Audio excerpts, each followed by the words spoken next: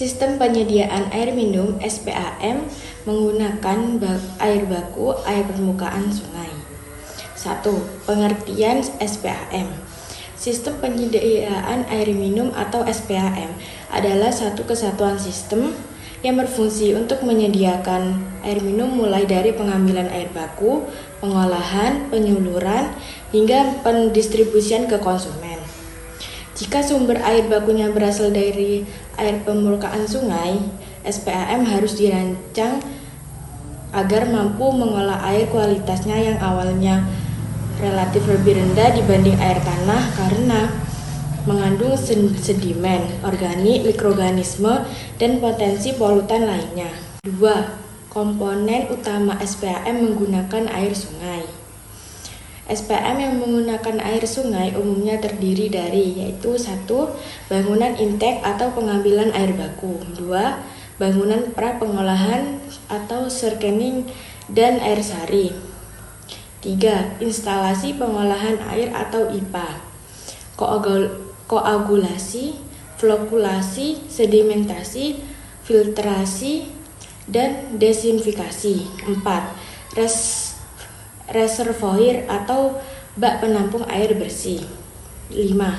Sistem distribusi ke konsumen. 3. Proses SPAM menggunakan air baku air sungai.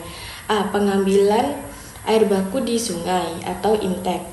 Air sungai dialirkan ke sistem melalui yaitu 1. Intake tepi atau intake tengah sungai. Fungsinya yaitu mengambil air sungai ini dari sungai pada titik yang memiliki kualitas yang lebih baik, atau menghindari pengambilan air saat debit sungai terlalu kecil atau kotor. 2. Pompa air baku. Air yang termasuk intake kemudian dipompa menuju instalasi pengolahan air atau IPA. B. Penyaringan awal atau screening. Air dialirkan melalui bar screen atau kursi screen untuk menahan sampah besar seperti daun, kayu, plastik, atau lumpur kasar, mencegah kerusakan pompa dan peralatan lainnya. C. Pengolahan atau aerasasi. Aerator berfungsi untuk yaitu menambah oksigen ke dalam air, mengurangi bau dan rasa, misalnya bau belerang,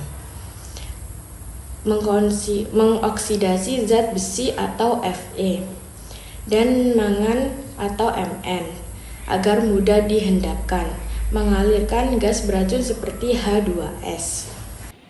4. Tahap pengolahan utama di IPA. Yang pertama, A. Koagulasi. Koagulasi adalah proses penambahan bahan kimia atau koagulan, misalnya alum atau tawas, PaC atau polyaluminium chloride, yang fungsinya menetralkan muatan partikel halus atau koloid yang sulit diendapkan dan membentuk inti gumpalan atau vlog.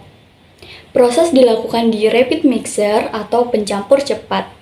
Yang kedua, flokulasi.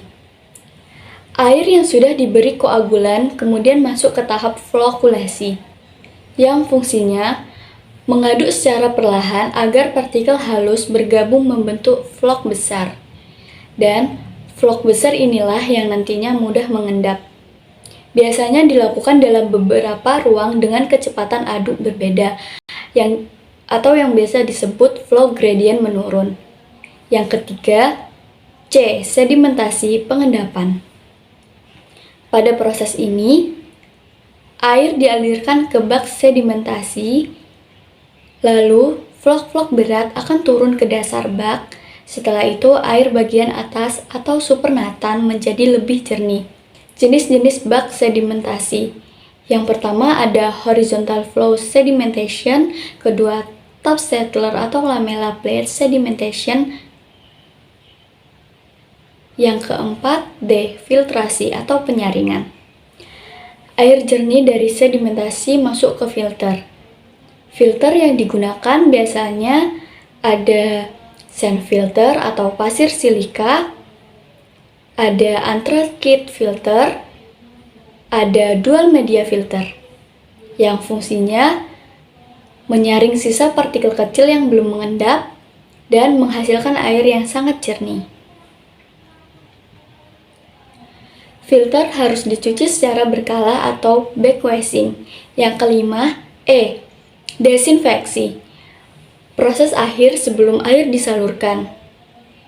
Bahan-bahan yang digunakan yaitu klorin, natrium hipoklorit, dan kapur klor, yang fungsinya membunuh bakteri, virus, dan mikroorganisme berbahaya dan menjaga kualitas air tetap aman hingga ke pelanggan.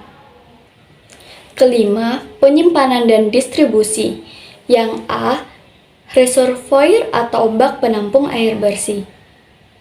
Tempat sementara untuk menampung air hasil olahan, yang fungsinya menyesuaikan fluktuasi kebutuhan air dan menjaga tekanan sistem distribusi.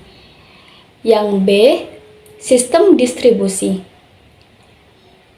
Air dipompa atau dialirkan secara gravitasi menuju konsumen melalui jaringan pipa, yaitu pipa yang pertama, pipa transmisi atau diameter besar, kedua, pipa distribusi primer, ketiga, pipa distribusi sekunder, yang keempat, sambungan rumah. Distribusi harus menjaga A, tekanan air, B, kualitas atau tidak terkontaminasi kembali, yang C, kontinuitas aliran. Keunggulan SPAM menggunakan air sungai yaitu ketersediaan airnya cukup melimpah, kemudian mudah diakses dan dikelola, kemudian dapat digunakan untuk skala besar seperti di perkotaan atau kabupaten ya. Apa saja sih tantangan dalam penggunaan air sungai? Tantangannya itu kualitas air sangat fluktuatif dalam musim hujan dan musim kering. Kemudian rentan pencemaran limbah industri, kemudian limbah domestik, sampah, kemudian erosi tanah. Nah, membutuhkan proses pengolahan lebih kompleks dibanding air tanah itu.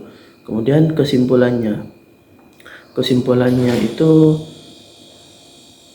SPAM